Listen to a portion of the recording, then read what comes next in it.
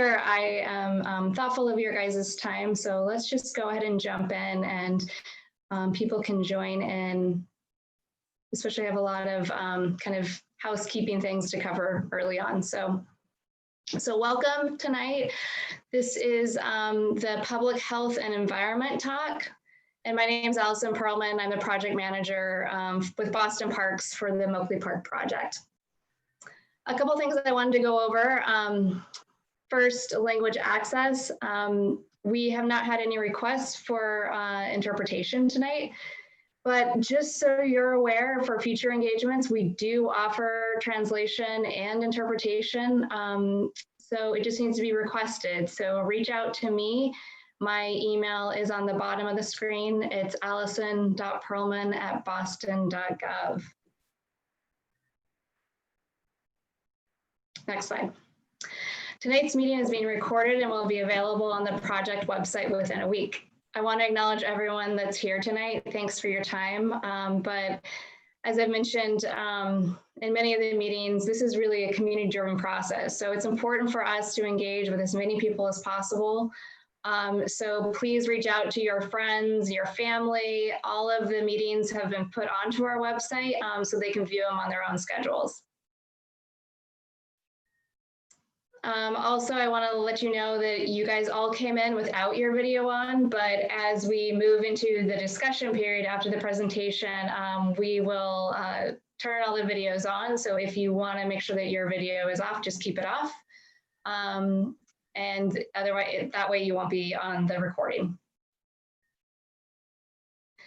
We also want to ensure that this conversation feels accessible to everyone and each one of you feels comfortable sharing your questions and comments. Let's please be respectful and mindful of others' time so everyone has the opportunity to participate.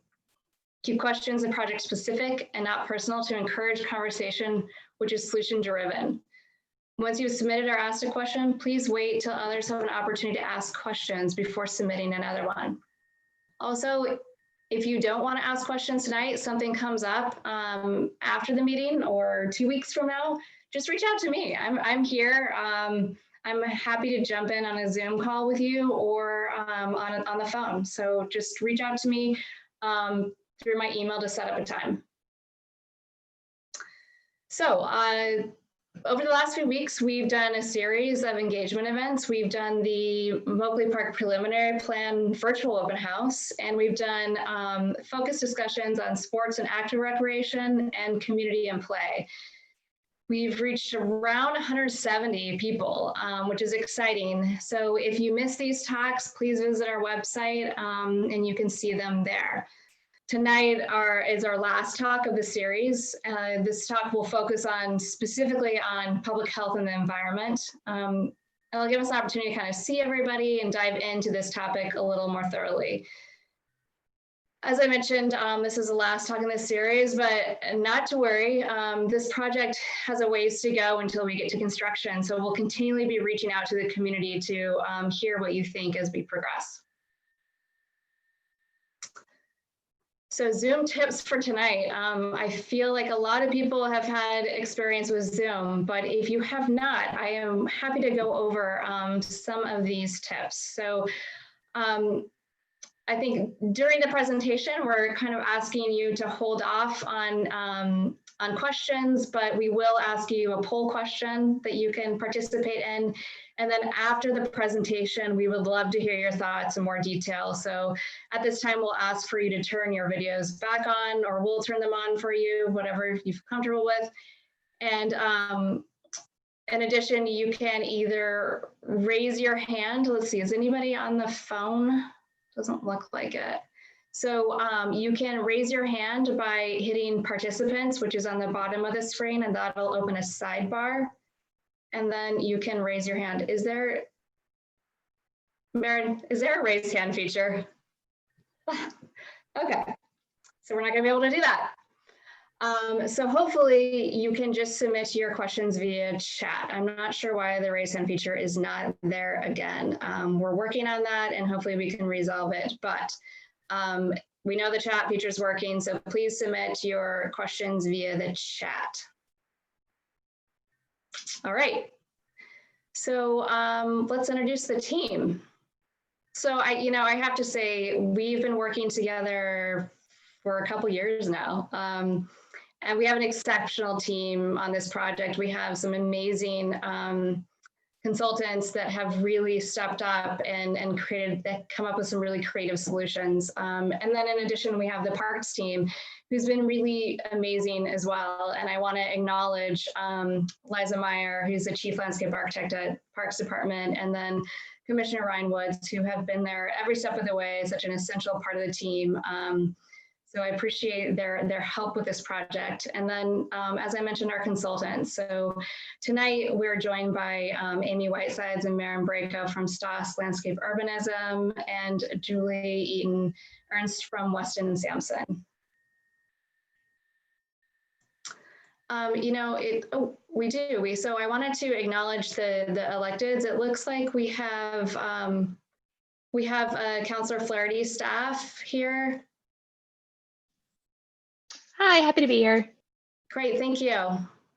In addition, I don't see staff members from the other electeds, but I have to just give a shout out to Representative Beal, Senator Collins, Councillor Flynn, and Councillor Baker, who have participated in this process, and they've been incredibly helpful to this project.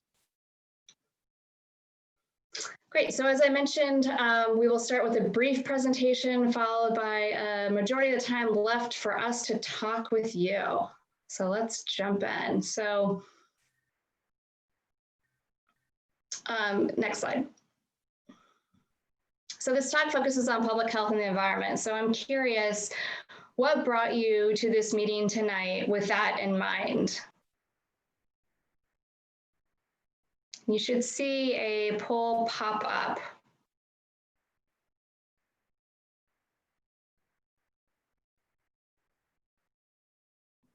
So it looks like some people are showing exercise stations, transit, safety and access, biodiversity, coastal flood management, stormwater, and basically everything. Perfect. I think that we are set up to talk about all these things tonight, and we're happy to see that everyone's interested in all of these topics because we think that they're really important, and we've set aside this meeting just to talk about these topics.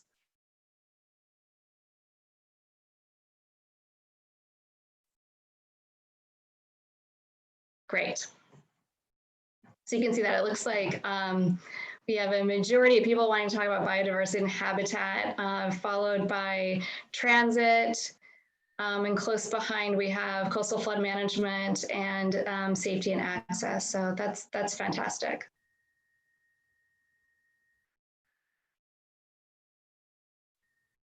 Okay, so let's jump into the presentation.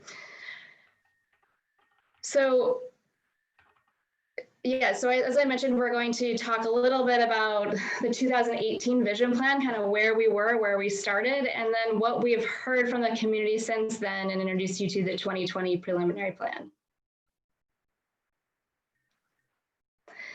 In 2018, we kicked off the plan to re-envision what Moakley Park could be. We were excited to integrate climate resiliency with improving sports facilities and community amenities. And this plan set forth a vision for a district-scale coastal flood protection system via a landscape berm that runs along or adjacent to Day Boulevard. In coordination with work to the north and the south, would provide a flood protection for the community for years to come. In addition, the vision plan added waterfront activities. It created 4 recreational rooms, and it provided an integrated play and courts and skate feature near Preble Circle. Next slide. The city recognized that existing critical environmental issues were at the park. So we recognized that there was coastal and stormwater flooding, both existing and future, that we were concerned about increasing temperatures and the lack of plant diversity, and we were concerned about pedestrian and bike safety and air quality concerns.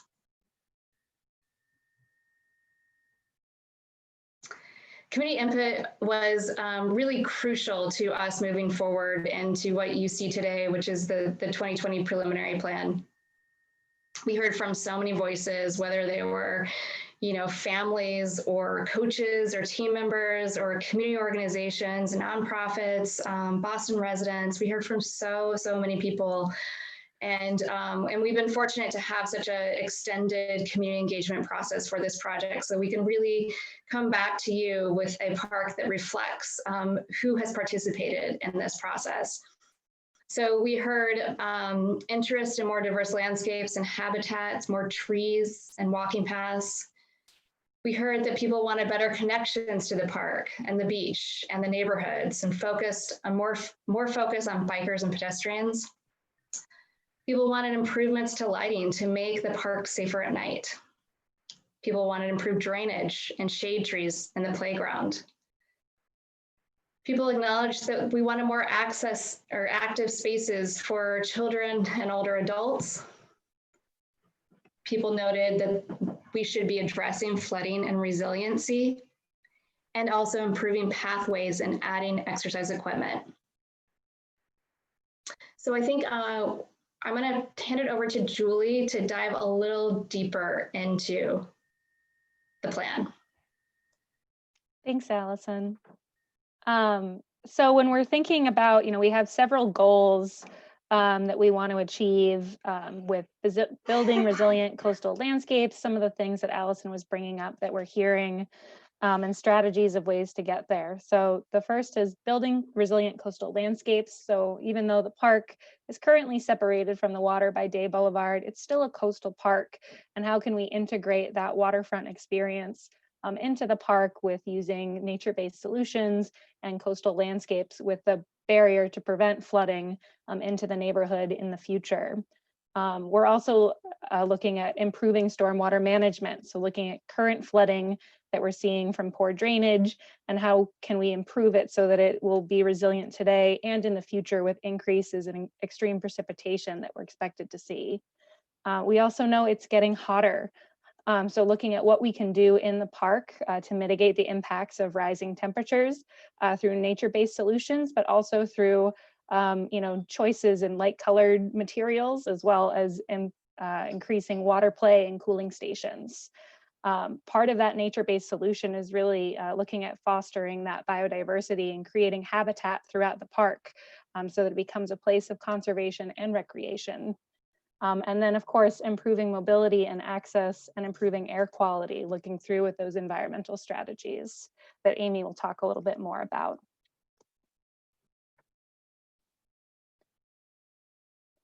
So one of the things we wanted to sort of explain through this image is that we're really looking at integrating these environmental strategies throughout the park. It's not one individual feature, it really works together as a very large system. It's integrated, so you won't be able to point to one thing and say, there's the environmental strategy in the park. It's really all a big part of how Moakley Park is evolving in the future and integrated together.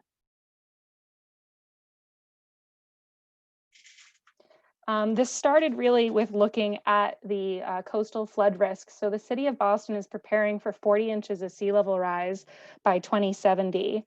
So we would look to see where was the flood pathways through the park, and also work in a district approach with South Boston and Dorchester to understand how multiple flood pathways affect the community. So that was one of sort of the first starting points that was looked at in the vision plan and has since been advanced in this preliminary resilient design. If we looked at three main groups of the coastal flood management, stormwater management, and shade and cooling, what we see is that those environmental goals that we have of mitigating impacts of rising temperature, improving air quality, increasing habitat creation, building coastal resilient landscapes, and stormwater management really cross a span of them. It's not one solution that will address one aspect of the environmental concern and issue, but they're really working together in that system.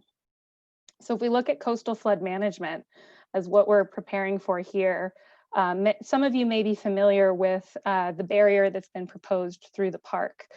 So we're looking at an earthen barrier that extends from the north to the south of the park and ties into existing grades on both sides in South Boston.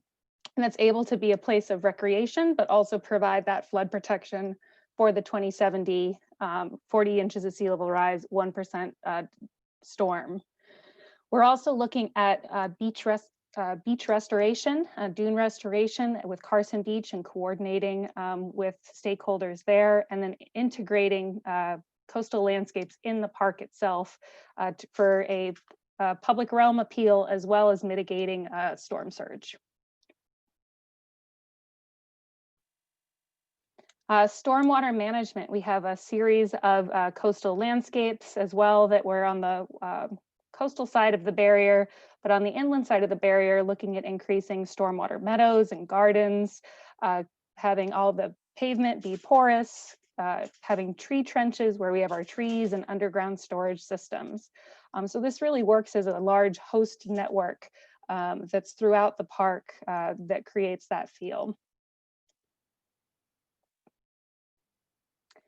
And then shade and cooling. We're looking to increase the tree canopy by 2 times what exists there today, so doubling the tree canopy at Moakley Park, as well as creating shade structures by active places of recreation and water and cooling systems. I'll note that the green infrastructure that's in the stormwater management system also provides cooling benefits as well for mitigating heat impacts throughout the park, and it really is designed to work as a system. And I'll turn it over to Amy to talk about the social benefits. Great, thanks, Julie.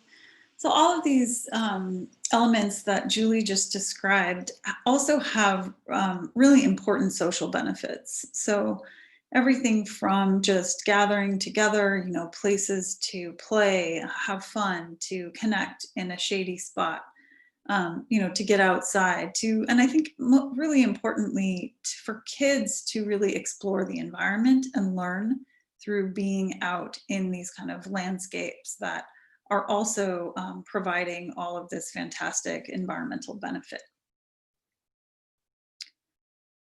One example of the kind of dual purpose role that these systems are playing is along the waterfront at the Waterfront Plaza and kind of amphitheater space. We have this high point in the park, which is functioning as an amphitheater on the waterfront side, which you can see here, where on one day it might be a space just to hang out and you know, for people to cool off and play in the fountain there. Another day the fountain might be turned off and have an event. And then in coastal storm conditions, the same space really functions as the barrier. So the storm surge is, you know, we're being protected on the backside of this from the storm surge, but on the day-to-day basis, this space is really about social function and connection to the community. Shifting gears a little bit now from the environmental kind of benefits and resilience practices here, we also want to talk about mobility and access and kind of its role in the park, both as it connects to the larger community, but also as it is part of a broader initiative around resilience on the whole, and how we increase our kind of mobility and access throughout the city. So already Moakley Park is a key kind of, maybe let's call it a missing piece in the original vision for the Emerald Necklace, where with Columbia Road, it would connect out to Franklin Park and then connects on to Castle Island. So it already is kind of, with some changes, it is part of this really large open space network. Next slide. It's also a 15 to 20 minute walk, bike ride, or train ride from a really broad range of areas in the city. And each, you know, that means really different neighborhoods with different needs and different interests. And it really has the potential to draw all these different people to the park, and particularly is very close to 2 of these T stations, both at Andrew and JFK, which we'll look at in just a minute. Next slide.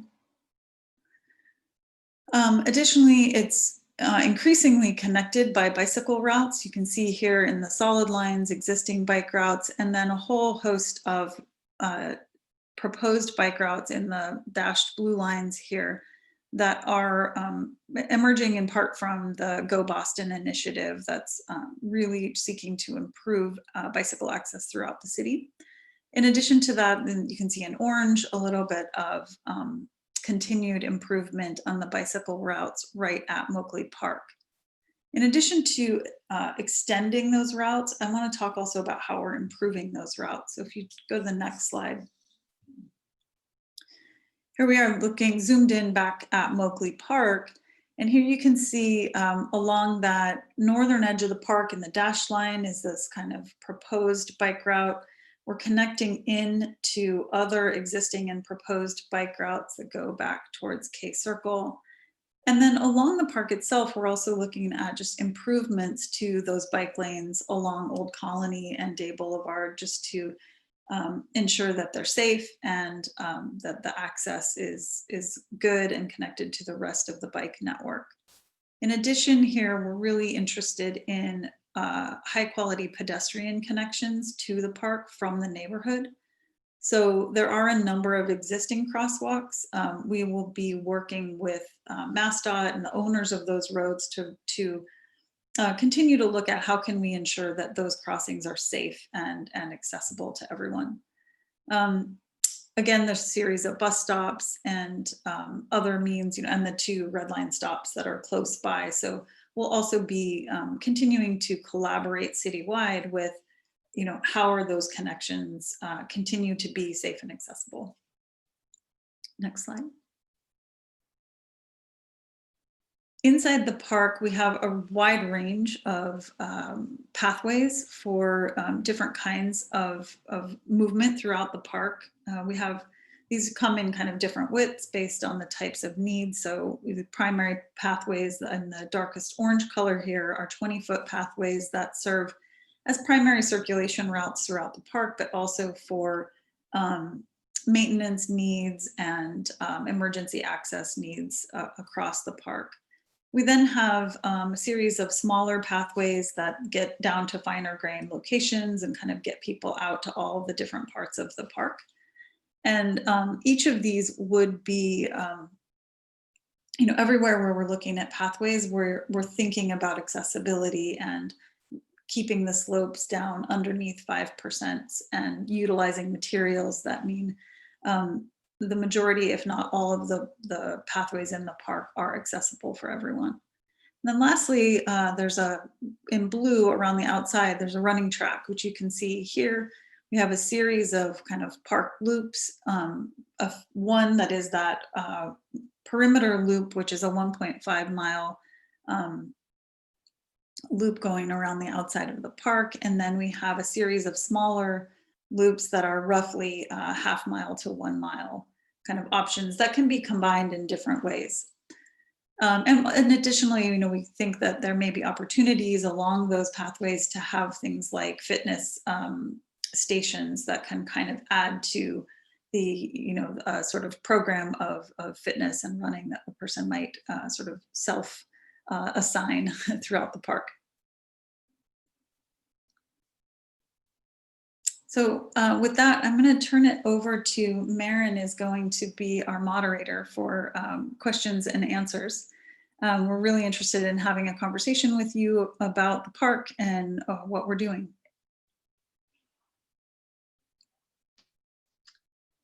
Great, so maybe we should just make sure everyone knows how to raise their hand. You can either raise your hand and I can unmute you so you can ask the question directly. Feel free to turn your video on, or you can send us a question through the chat. So if anyone's having any issues, please let us know and we'll try to sort those out now so that we can get everyone engaged.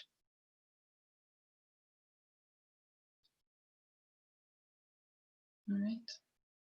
Looks like George has his hand up.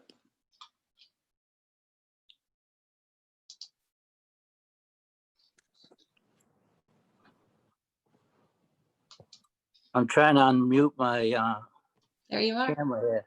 If anyone could help me get the camera going.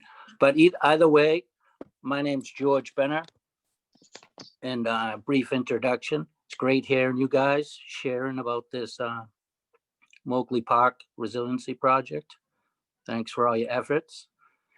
As a lifelong resident of the Mary Ellen McCormick, I've recently engaged in this urban agriculture program for the last 12 years. I'm wondering if we could see any options for permaculture, greenhouse initiatives, feeding programs.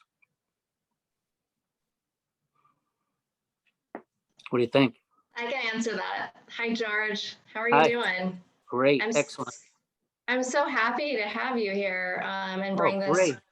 this question up. So I know that you have an amazing program going on at Mary Ellen McCormick, and you've fed so many people. It's kudos to you. Thank you. So I just want to say I agree that improving access to food and programming that's a community building program is great. I think that we want to make sure that our public parks feel public also. So I think it's important. This is an interesting conversation that I think we need to continue to explore with the community, and maybe start to think about that with you and with the residents, and figure out if this is a program that is interest to the greater community as well. Oh, that's great. That's great to hear. It was my understanding that there's a lot of structured recreational activities going on in there. And I coach an 18 and under baseball program and a 15 and under baseball program.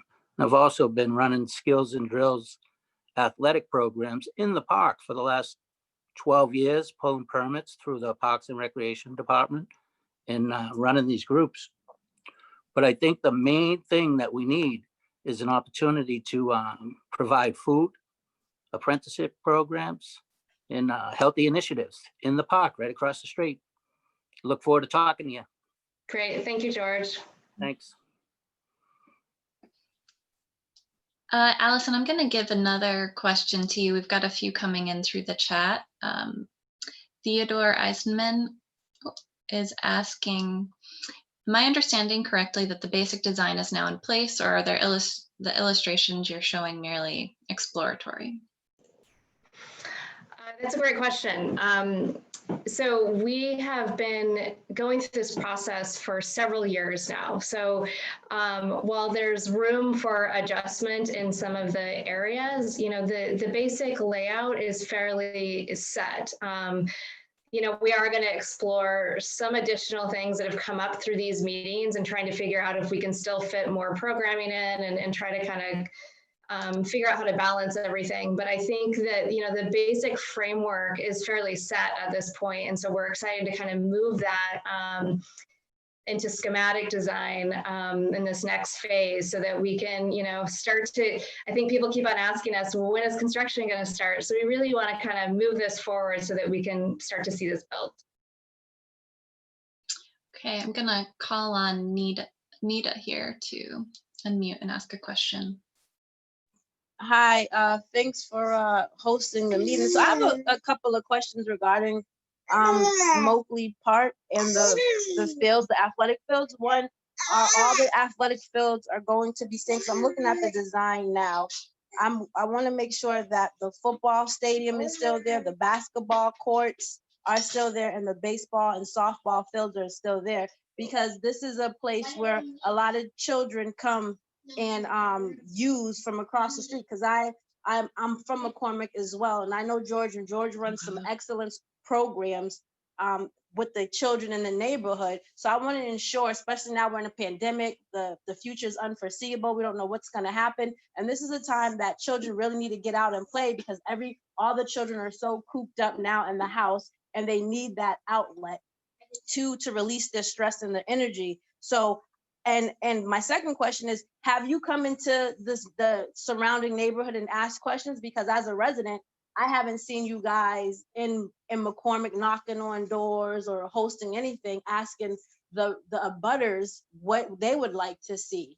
So my question to you is, how have you been reaching out to our residents of Mary Ellen McCormick and the rest of the abutters from down the street, like Old Colony and West Broadway? And what are your plans to do so if you have not already? Because I haven't chimed in besides right now on this, and I would like to see the athletic field stay. I can take that. Yes, so your first question, yes, the athletic fields are staying.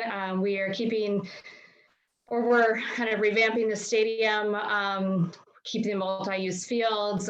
We have Little League, softball and baseball, basketball, tennis. And in addition to that, we're also looking at creating the spaces between more dynamic and compelling to people that don't play sports, right? So if you just want to go and hang out with a friend or picnic with your family, that's there too. You can go to the waterfront and you can, walk through the boardwalk or fly a kite, that's all available too. So we're trying to look at this as kind of multifaceted park and meet the needs of the community. So to the second question, what community are we talking about here? Who are we designing for? Yes, we absolutely agree that it's so important to involve people from Old Colony and Maryland McCormick.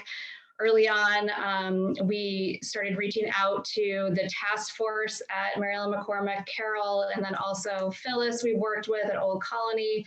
Now we're working with Bruno at Old Colony, thinking about how do we create maybe a Old Colony or Maryland McCormick family focus group so that we can have direct access to the residents there so we can talk in a kind of more focused way about what's important to you.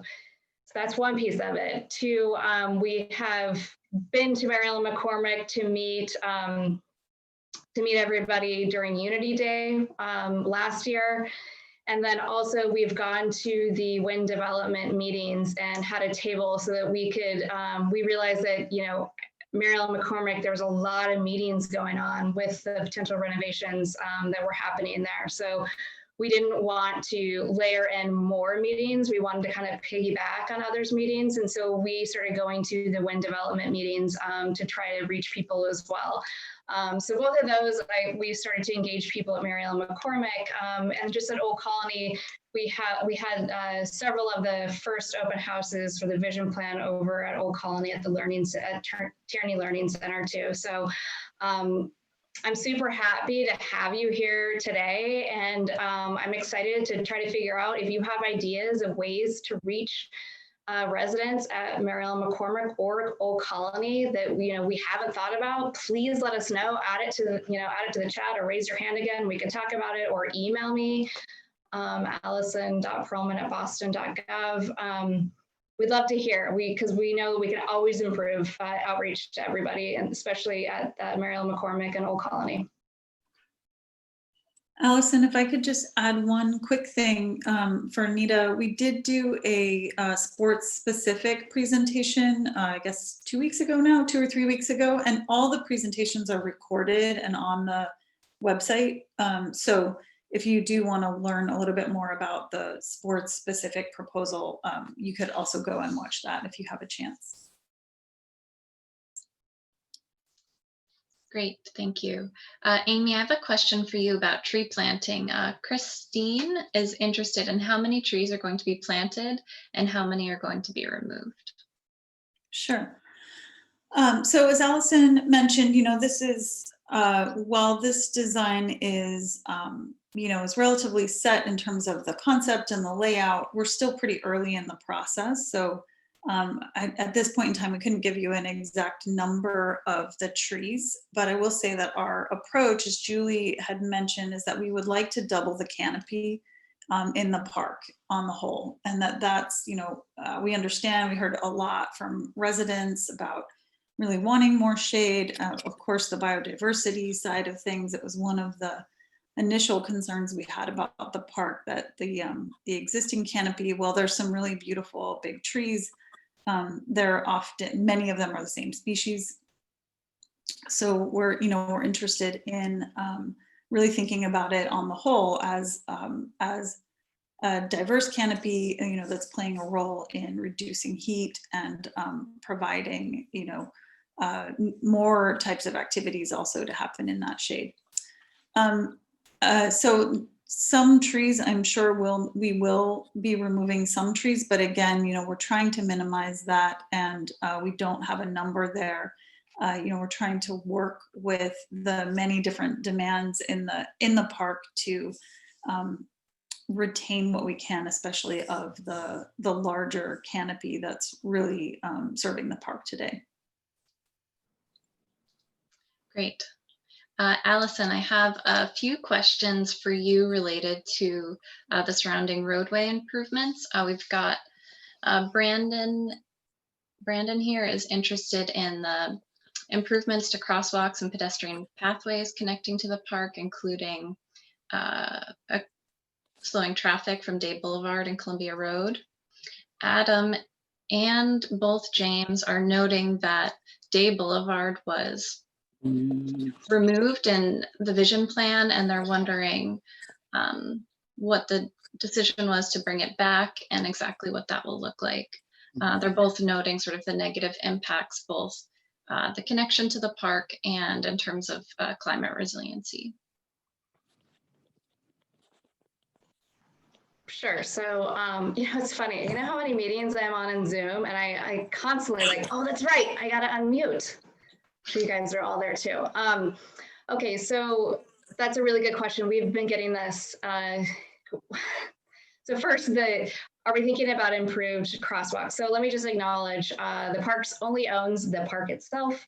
We don't own the roadways. The roadways are owned by the state. And so we can really only advocate for change there. So we recognize that we want to improve access, safer access to the park, to the beach.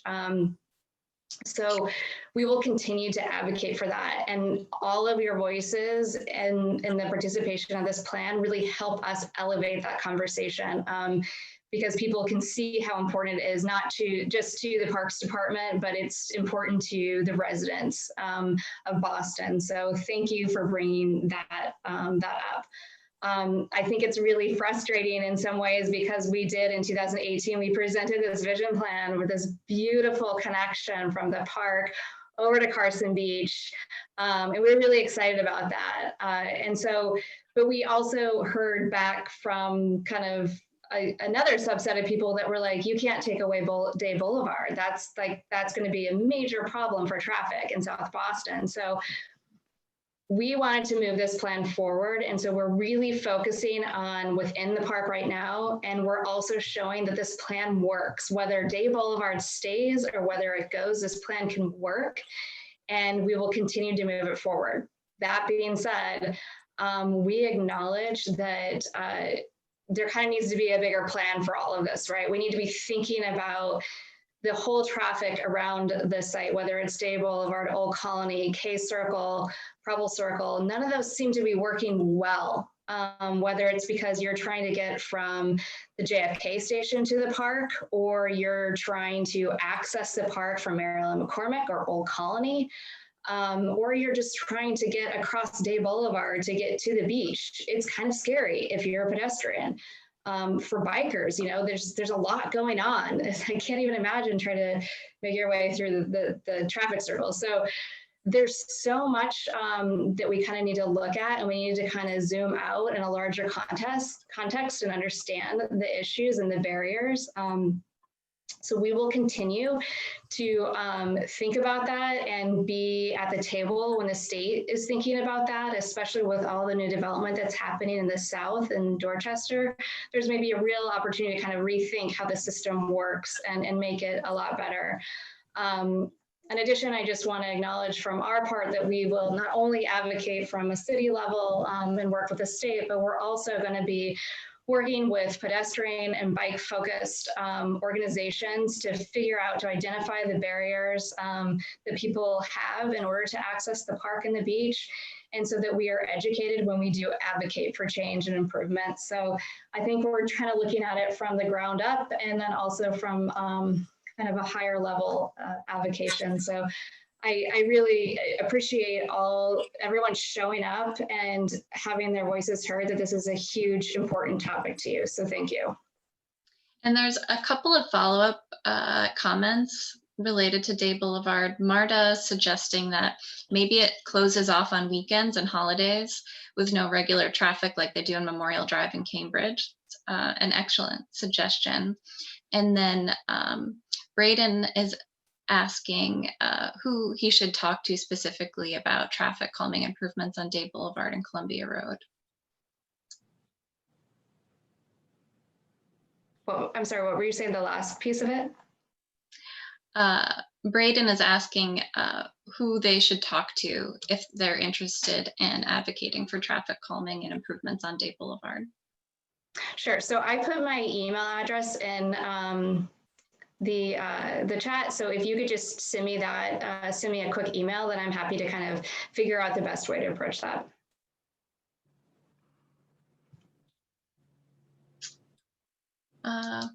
Great. So a couple of, oh, let's see. We have a lot of people raising their hand here. I'll call on George.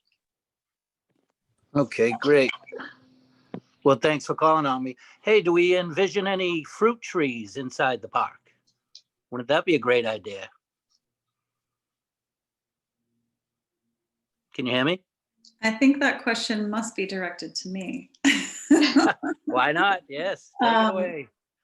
Yeah, well, yes, absolutely. We love fruit trees. My favorite trees in the park right now are these crazy crab apple combination trees that exist there already. Oh, yeah.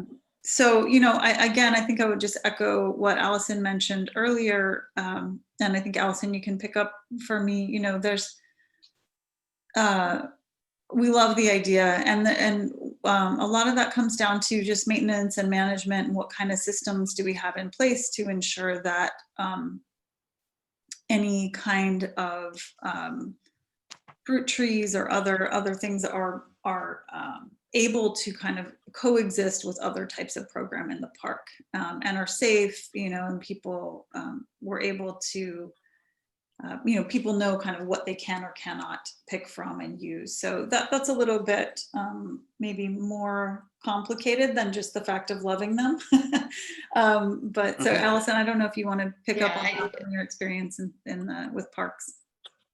It's all I can say is there's a great apple orchard up at McLaughlin Playground in Mission Hill. It's fantastic. It's a historic apple orchard, and there's some really great apple varieties there, and it's working well there. So we're open to the idea. You know, we're kind of we're not quite there at that level yet of figuring out what trees are in the park, but we love to hear these comments and think about, is there an appropriate place to include them in the plan? So we'll take a look at that. Hey, it's really great to hear that, because there's so many wonderful fruit trees out there that usually take like 7 years to grow, but most of them are probably 3 or 4 years old now. And if we ever envision having edible fruit trees in the park, that would be great. Another envision that I've focused on recently with my imagination lately, while I look over into the park, imagine if we utilize the fences in the park, whether it's the tennis courts, the basketball courts, or the stadium, and we were to grow these pole beans on the fences where passerbys can have some food to eat. And maybe we could gather bushels of beans to feed the community. Just a thought. Thanks. I love that. Thank you. I'm going to call on Brooke here. I think you've been pretty patient. Thank you. Hi.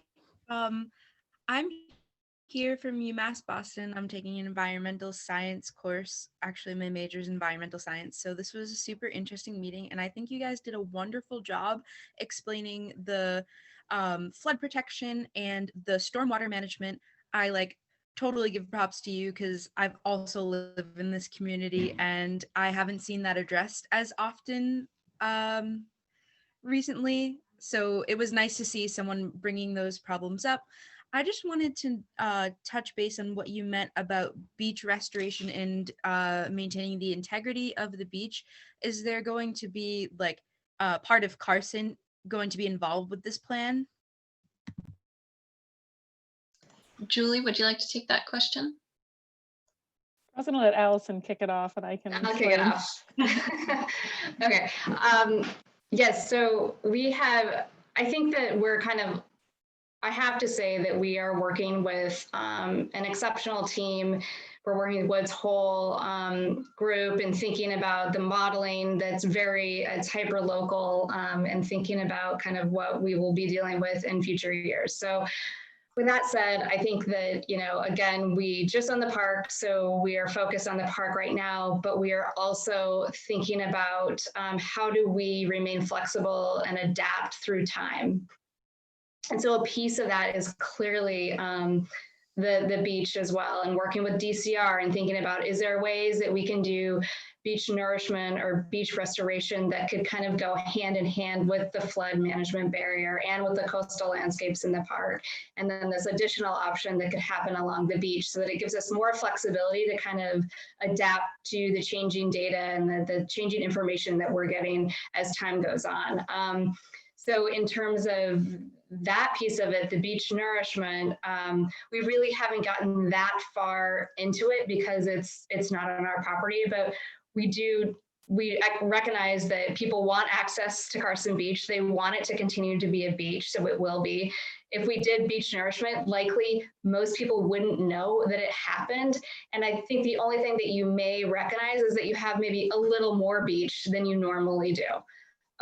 So I don't think that people would really know that we did it if we did it, except that we would be providing another element of protection. And then the dune restoration, again, we recognize that Carson, we don't have a lot of urban beaches. It's really important to protect those urban beaches for people. So if we did dune restoration, it would be, again, where our ready dune restoration is happening. Thank you thanks for your question. It's great. And now I'll call on Colin. Hi, my name is Colin. I live in Somerville. I'm a student at Tufts. I'm just kind of reading through, and Allison, you just kind of touched on this a little bit, but some of those the risk models, the flood risk models, they'll obviously change. I'm just wondering how is that flexibility from a planning perspective in place? Like if those models change within the next 5-10 years as the construction occurs, how frequently will kind of a revisitation of the planning be done in order to maintain resilience of the coastline? That's an excellent question.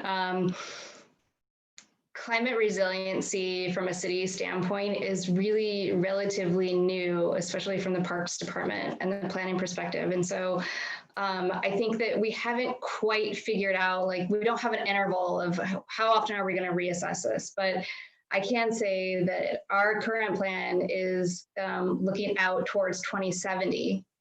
And when the data, with all the climate resiliency work that's happening throughout the city, that there is going to have to be, when new data comes about, that we're going to have to kind of redo those models and understand, are we able to provide the protection that we said we were providing? So we'll have to be revisiting that. I think I want to call on Julie, because I think that she's an expert on the models and kind of understands us a little bit more. So Julie, can you help me out on that one? Sure. Yeah. So we're working with Woods Hole Group on the Massachusetts Coast Flood Risk Model to inform the design, and they've sort of run their analysis. They're using RCP 8.5, so it's already pretty conservative in that baseline for the model. But as part of this, we're really looking at, what is the risk over time? What is the risk at the end of, when we'd be seeing reinvestment in the park anyways in the next 30 to 50 years. So that's part of where we're looking at is, generally we'll reinvest every 30 to 50 years. So it seems like a good planning interval to pick, as at least for planning for 2070 climate conditions. The other thing that we're really focused on with that flood management barrier is making sure that it's adaptable. So the city of Boston has some guidelines on, yes, we want you to hit 2070, the 40 inches, 1%, but can you add 2 feet, like as kind of that check on the back end that's asked in every project of, if you need to, can you increase? And that's some of the images that Amy showed show this core wall, and that's a key element of that flood protection, as well as tying that into all of the coastal landscapes that we're doing, that we're really looking to mitigate that wave action in the park as well, so that we're able to lower the height overall. And then great he also questions. had a follow-up question. Sure. Go ahead. Yeah, so I've just been looking through the packet or the slides that were released a couple weeks ago in October, which if anyone's here and hasn't got a chance to look at them, I really recommend it. But I'm just kind of wondering, based on the assumptions for this project, what you see is like the biggest risk that's being accepted in kind of recreating this, and what's being done to mitigate those risks.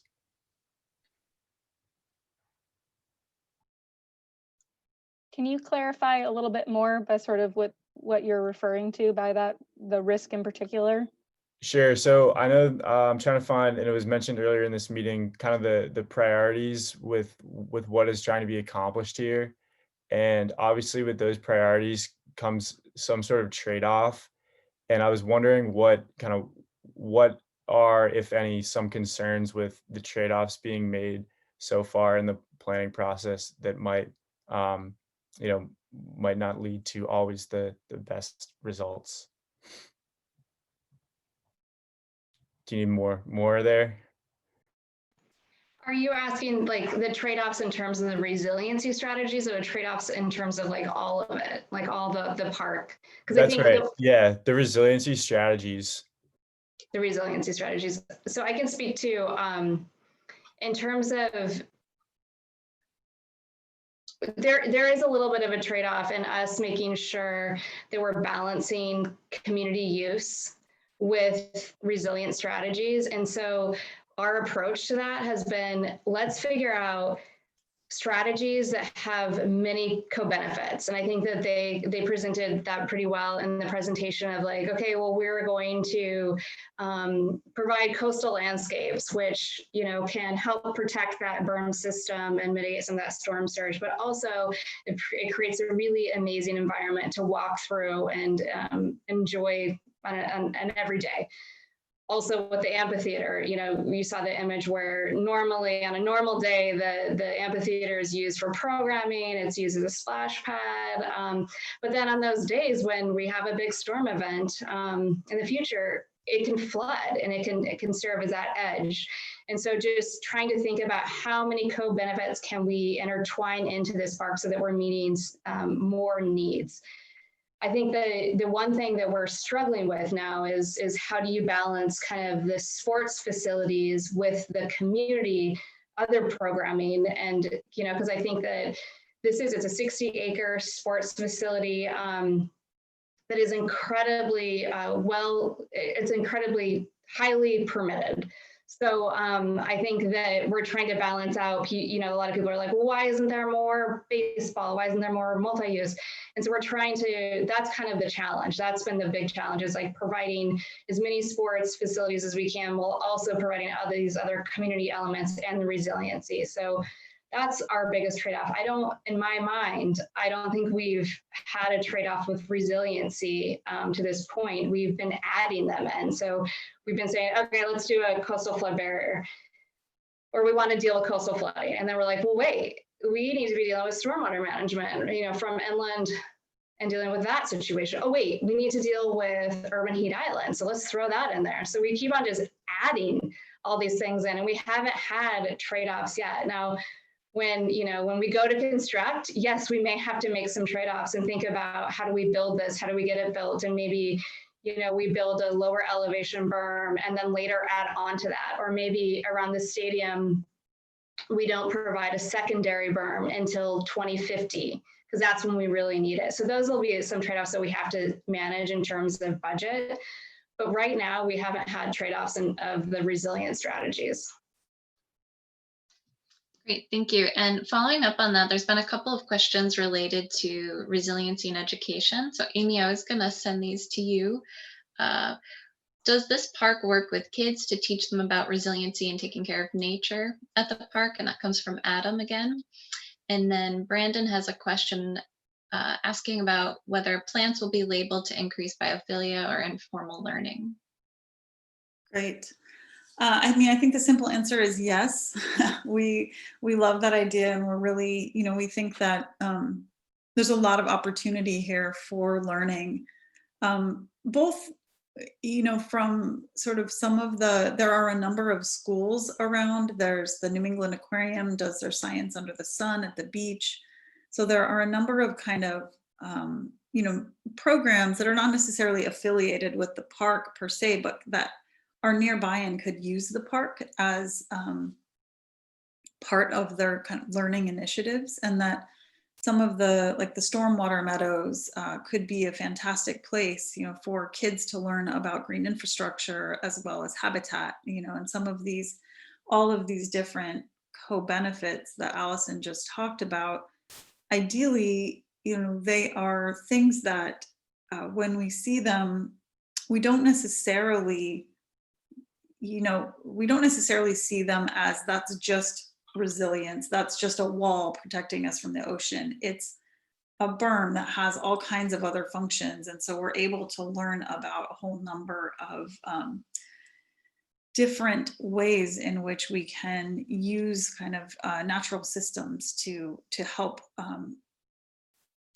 us be more resilient in the future and continue to kind of enhance educational programs. I think additionally, there are wonderful programs like the programs at the Ollie that use the park, and we certainly want those kids to be able to sort of be in the park and be learning from that environment. So just the extent of the nature that is in the park is also kind of a place for learning, which I think also was the second part of the question was about labeling plants. And I think I'll echo something Allison said before, great idea. And we don't have a plan for that right now. That's, we're a ways up the line from that, but really appreciate the comment. And I think there would be some really fun ways in which we could embed education, especially about a lot of the plant species there, into the park in ways that will be fun, for kids and adults. Great, thank you. And we've gotten a few questions about program. It looks like some people are excited to hear more about the skate park and the waterfront plaza and amphitheater. And then Jessica has a question about play at the site, whether there will be a playground. I do just want to flag that we had a meeting last week about community and play, and the presentation is up on the website, as we've noted. So you can certainly go back and look at that. But Amy, maybe you want to speak a little bit to play and how we're integrating that into the park. Yeah, sure. So definitely play is a huge part of this.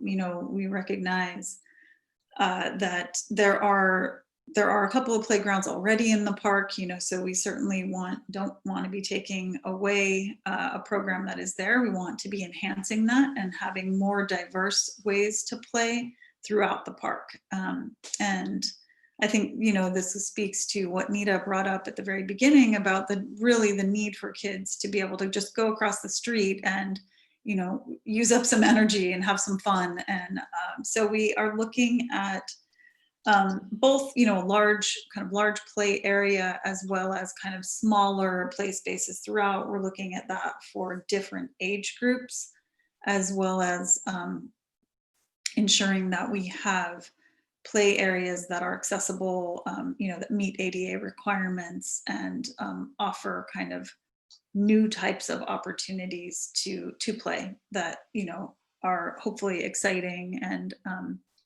then also, sorry, one last thing that I think will be important to add to that, even the kind of is a little bit of a resilience piece and a public health piece, but the water fountain and some kind of cooling stations that we showed here are really ways in which, again, kids can play. They're not formal playgrounds, but they're also sort of ways to just cool off on a really hot day, especially as we get into potentially kind of future extreme heat events. Some of those spaces will also be beneficial as kind of resilience measures as well. So thank you for the question. Thank you. I'm going to call on Prophet here. It's great to see you again. I know you've come to some of our other meetings. Yep. Yeah. Great to be back again. Yeah, I love the plan. I was even just like, I was coming home from work and I saw like a flock of hawks coming from the park. And so like seeing that there's like a lot more like biodiversity, especially with like trees and things like that, really excites me. I know I kind of just have like one note in general when I'm at these meetings where I talk about permitting in general, like because I'm also like a singer. And like I saw like the amphitheater, I was like, oh, that's awesome. I could have my band there. That'd be really cool. But then how I get my band there is again a permit. My question is, has it been like discussed where like potentially there would be like an overhaul of just like the permitting site and how you actually get that? Because I know that municipalities have to create their own software and do those types of things. Yeah, so, you know, I think I've mentioned this on the other meetings, but I know this is just kind of a boilerplate answer, but we haven't dove down into the operating plan yet. And the operating plan will kind of look at the permitting. Right now, you're going into a system that is parks wide, and it's really, it's not transparent to kind of understand. You just put in a request and you can't even tell if it's already taken. It seems very challenging to use. So I think that we've heard from this process that we kind of need to think about this, and maybe this is the part to think about some of those challenges. And is there a way for us to work maybe through you know, nonprofit or something to kind of start to think about those permitting challenges, and how do we make sure that locals have access to the park, and that, you know, your band can play at the park. Like, these are important things because we want to have a diverse programming happening, and we want to make sure that people feel like they can use this park and that it's not just a regional park. We want to make sure that, you know, you guys have access. So there's a lot of work ahead for us to think about the operating plan, but I'm happy, as I've said, you know, with Dave Boulevard, this is another issue. Keep on elevating it, keep on bringing it up. We hear you loud and clear, and it'll keep it on the top of our minds to address as we move forward the operating plan. So thanks, Prophet. And it looks like George has another question.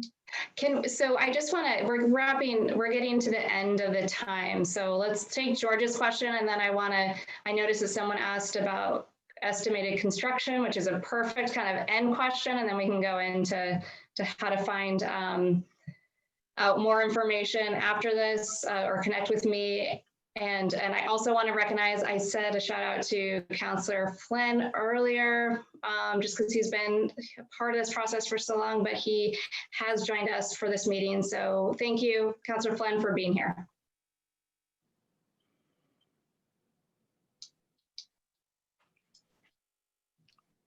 George? Shall I share? Sure.